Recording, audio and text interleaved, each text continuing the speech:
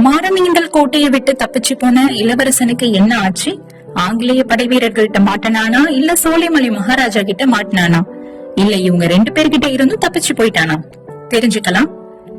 Welcome to Tamil story garden. அத்தியாயம் 5, அந்தப்புற அடைக்கலம். மாரமீண்டல் இளவரசன் அப்போது தான் அடைஞ்சிருந்த நெருக்கடியான நிலைமைய நன்கு உணர்ந்தான்.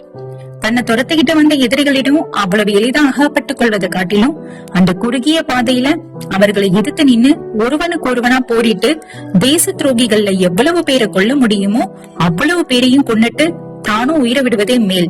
இப்படியெல்லாம் யோசிச்சுக்கிட்டே பாதையோட ஒரு முடுக்குல திரும்பின போது எதிரில அவன் கண்ட தோற்றம் அதிசயமான எண்ணம் ஒண்ணு அவனுக்கு கொடுத்தது. பாதைக்கு அருகில நெடுந்தோங்கி வளர்ந்திருந்த ஒரு மரம் எந்த காரணத்தாலும் அடிவேர் பெயர்ந்து கோட்டை மதிலோட பக்கமா சாஞ்சிருந்தது. 2 தினங்களுக்குள்ளதான் அந்த பெரிய மரம் அப்படி சாஞ்சிருக்கணும். அந்த மரத்துல ஏறி உச்சாணி கிளையை அடைஞ்சா அங்க இருந்து சுலபமா மதில் சுவரோட மேல குதிச்சிடலாம். அப்புறம் அந்த மதில் சுவரில இருந்து கோட்டைக்குள்ள குதிப்பதுல கஷ்டம் ஒண்ணும் இருக்காது. ஏன் நம்ம இப்படி செய்யக்கூடாது? தன்னை துரத்தி வந்தவர்கள்ட்ட இருந்து தப்புவதற்காக ஏன் சோலைமலை கோட்டைக்குள்ளேயே பிரவேசித்து அபாயம் நீங்கும் வரையில அங்க ஒளிஞ்சிருக்க கூடாது? சோலைமலை மகாராஜா அந்த சமயம் மாரமீண்டல் கோட்டை வாசல்ல எப்போது கோட்டை விழும் அப்படின்னு காத்து கிடக்கிறாரு. இப்போ இங்க கட்டுக்காவல் அதிகமா இருக்காது. தற்சமயம் பத்திரமா ஒளிஞ்சு கொண்டிருப்பதற்கு இதுதான் சரியான இடம். கோட்டைக்குள்ள யாரும் தேட மாட்டாங்க. கோட்டைக்குள்ள புகுவதற்கு வேண்டிய துணிச்சல் தன்னை தொடர்ந்து வரும் எதிரி வீரர்களுக்கும் இருக்காது. இன்னைக்கு ஒரு பகல் இங்க ஒளிஞ்சிருந்து இலைப்பாரிட்டு இரவு இருட்டுனதும் வந்த வழி மூலமாகவே வெளியேறி மலையை கடந்து அதற்கு பக்கத்தில் உள்ள பள்ளத்தாக்கு அடைஞ்சிடலாம். இப்படியெல்லாம் யோசிச்சா மாரமீண்டல் இளவரசன். அந்த நேரம் பார்த்து பக்கத்து கிராமத்துல இருந்து கூக்கரக்கோ அப்படின்னு கோழி கூவும் சத்தம் கேட்டது. தான் மனதுல தோன்றின யோசனையை ஆமோதிக்கும் நல்ல சகுனமா இளவரசன் அதை எடுத்துக்கிட்டான். அடுத்த நிமிஷமே சாஞ்சிருந்த மரத்தோட மேல சரசரன்னு ஏறினான். மரத்துல இருந்த பட்சிகள் ஏதோ மரநாயோ வேறு கொடியும் மிருகமா தான் ஏறுது அப்படின்னு நினைச்சு சிறகுகளை அடிச்சுக்கிட்டு கீச் கீச்சுன்னு சத்தம் போட்டுக்கிட்டே பறந்து ஓடுது. அதையெல்லாம் பொருட்படுத்தாம இளவரசன் மரத்தோட உச்சியை அடைஞ்சு மதிலின் மேல குதிச்சான். மதில் மேல இருந்து அவன் கோட்டைக்குள்ள இறங்குவதற்கு ரொம்ப நேரம் ஆகல. கோட்டைக்குள்ள இளவரசன் குதிச்சு இறங்கிய இடம் ஒரு அழகான உத்தியானவனமா இருந்தது. அந்த உதய நேரத்துல இதழ் விரிந்து மலரும் பல வகை புஷ்பங்களோட நறுமணம் கம்முன்னு வந்துட்டு இருந்தது. ஆனா அதையெல்லாம் அனுபவிக்கக்கூடிய மனநிலை அந்த சமயம் உலகநாத தேவனுக்கு இருக்கல. உடனே எங்கேயாவது சிறிது நேரம் படுத்தால் போதும் அப்படின்னு அவனுக்கு தோன்றினது. உத்தியானவனத்துக்கு நடுவுல வசந்த மண்டபமும் அதுக்கு கொஞ்சம் தூரத்துல அரண்மனையோட ஒரு பகுதியும் தெரிஞ்சுது. ஜன நடமாட்டமே இல்லாத இடம். எங்கும் நிசப்தமா இருந்துச்சு. இளவரசனுடைய களைப்புற்ற கால்கள் அவனை வசந்த மண்டபத்தை நோக்கி இழுத்துட்டு போனுச்சு. மண்டபத்தை நெருங்கினதும் அவனுக்கு எதிரே தோன்றிய ஒரு காட்சி இளவரசனுடைய மூச்சு சிறிது நேரம் நின்னு போக காரணமா இருந்தது. மண்டபத்தோட பின்புறத்து முனையில பின்னொருத்தி மெதுவா வந்துட்டு இருந்தா. கையில அவ புஷ்ப கூட வச்சிருந்தா. ஸ்திரீ சௌந்தரியத்தை பத்தி மாரமீண்டல் இளவரசன் எத்தனையோ கவிகள்லயும் காவியங்கள்லயும் படிச்சிருந்தான். ஆனாலும் இந்த மாதிரி அற்புத அழக அதுவரையில அவன் கற்பனையும் செஞ்சதில்லை.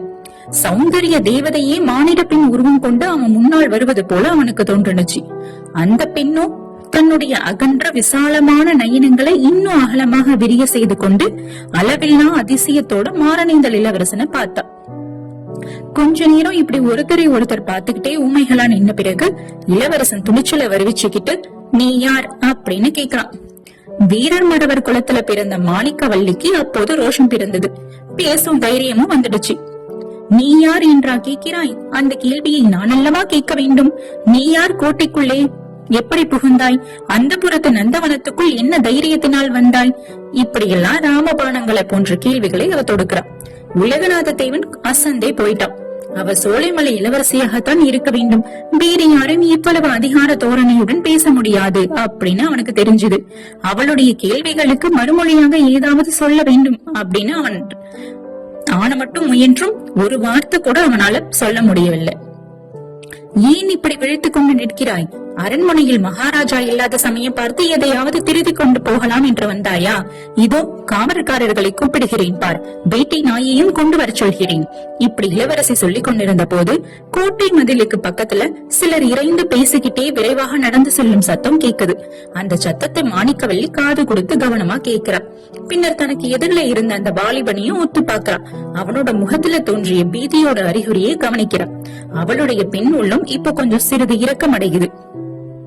கோட்டை மதிலுக்கு வெளியே அந்த பேச்சு சத்தம் கேட்ட வரையில அதையே கவனித்துக் கொண்டிருந்த மாரணேந்தல் இளவரசன் அந்த சத்தம் ஒடுங்கி மறைந்ததும் மாணிக்கவல்லியை பார்த்து, அம்மணி, ஏதோ தெரியாதனமாக இங்கே வந்து விட்டேன். ஆனால் திருடுவதற்கு வரவில்லை. உங்கள் வீட்டில் திருடி எனக்கொன்றும் ஆக வேண்டியதில்லை அப்படின்னு சொன்னான். இப்போ மீண்டும் மாணிக்கவல்லியோட ஆங்காரம் அதிகமாயிடுச்சு. ஓஹோ, திருடுவதற்கு வரவில்லையா? அப்படியானால் எதற்காக வந்தாயாம்? இதோ பார் அப்படின்னு சொல்லிட்டு மறுபக்கம் திரும்பி சங்கிலி தேவா அப்படின்னு கூப்பிடுறான். அப்போது இளவரசன் ஒரே நொடியில அவளோட கிட்ட பாஞ்சி அவ பலவந்தமா அவளுடைய வாயை தன் கையால மூடுறான். எதிர்பாராத இந்த காரியத்தினால திகைத்து கொஞ்ச நேரம் செயலற்ற நின்ற இளவரசி சுயநினைவு வந்ததும் சட்டென்று அவனுடைய கைகளை அப்புறப்படுத்தி விட்டு கொஞ்ச தூரம் அப்பால் போய் நிக்கிறா. அவனை பார்வையினாலேயே எரித்து விடுபவள் போல பார்த்துட்டு, என்ன துணிச்சல் உனக்கு அப்படின்னு கேக்குறா. கோபத்தாலும் ஆங்காரத்தாலும் அவளுடைய உடல் நடுங்கியது போல குரலும் நடுங்குது. உலகநாத தேவன் தான் பதற்றப்பட்டு செய்த காரியம் எவ்வளவு தவறானது அப்படிங்கறத உணர்ந்தான். இப்ப முன்னர் காட்டிலும் பணிவுடன் இரக்கம் திரும்பிய குரலில், அம்மணி, உன்னை மன்றாடி கேட்டுக்கொள்கிறேன், மன்னிக்க வேண்டும். என்னை தொடர்ந்து வரும் எதிரிகளிடம் அகப்படாமல் தப்புவதற்காக இங்கே வந்தேன். என்னை அவர்களிடம் காட்டிக் கொடுத்து விடாதே. அடைக்கலம் என்று வந்தவர்களை காட்டிக் கொடுப்பது தர்மமா? சோலைமலை ராஜகுமாரிக்கு இது அழகாகுமா அப்படின்னு கேக்குறான். இந்த வார்த்தைகள் மாணிக்கவல்லியோட உள்ள கடல்ல பெரும் கொந்தளப்பை உண்டாக்குது.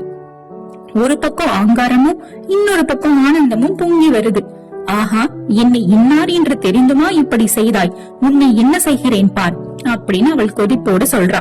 இருந்தாலும் குரல்ல முன்னாடி இருந்த அளவுக்கு கடுமை இல்ல. நீ என்னை என்ன செய்தாலும் சரிதான். உன் கையால் பெறுகிற தண்டனையை பெரிய பாக்கியமாக கருதுவேன். ஆனால் என் பகைவர்களிடம் மட்டும் என்னை காட்டிக் கொடுக்க வேண்டாம். அப்படி செய்தால் அப்புறம் என் ஆயுள் உள்ள வரைக்கும் வருத்தப்படுவாய் அப்படின்னு சொல்றான் இளவரசன். மாணிக்கவல்லி இப்போ சாந்தமடைஞ்சி, இவ்வளவெல்லாம் கருப்பங்கட்டியை போல இனிக்க பேசுகிறாய். ஆனால் நீ யார் என்று மட்டும் இன்னும் மட்டும் சொல்லவில்லை பார் அப்படின்னு சொல்றான். நான் யாராயிருந்தால் என்ன?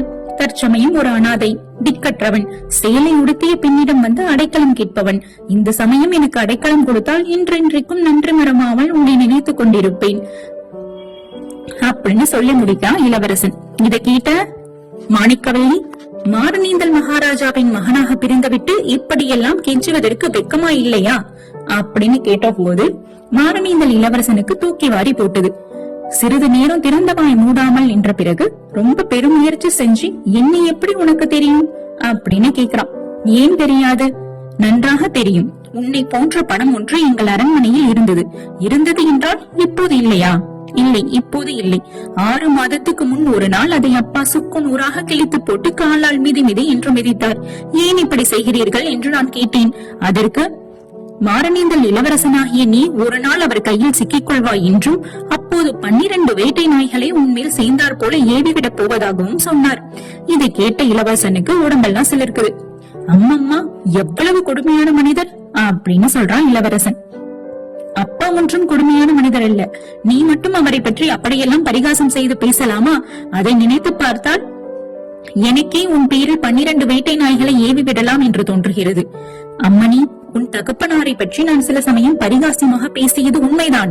ஆனால் அதெல்லாம் அவர் அந்நியர்களாகிய வெள்ளைக்காரர்களுக்கு இடம் கொடுத்து தேசத்தை காட்டிக் கொடுக்கிறாரே என்ற வருத்தத்தினால்தான்.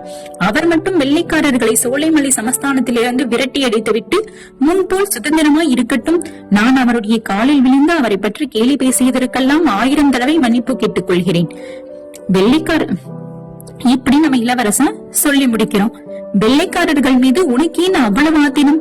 உன்னை என்ன செய்தார்கள்? வெள்ளைக்கார ஜாதியார் எவ்வளவு நல்லவர்கள் என்றும் கெட்டிக்காரர்கள் என்றும் அப்பா சொல்லுகிறார். நான் கூட அவர்களை 4-5 தடவை பார்த்திருக்கிறேன். ரொம்ப நல்லவர்களாய்தான் தோன்றினார்கள். இப்படிலாம் சொல்லி முடிக்கிறார் இளவரசி.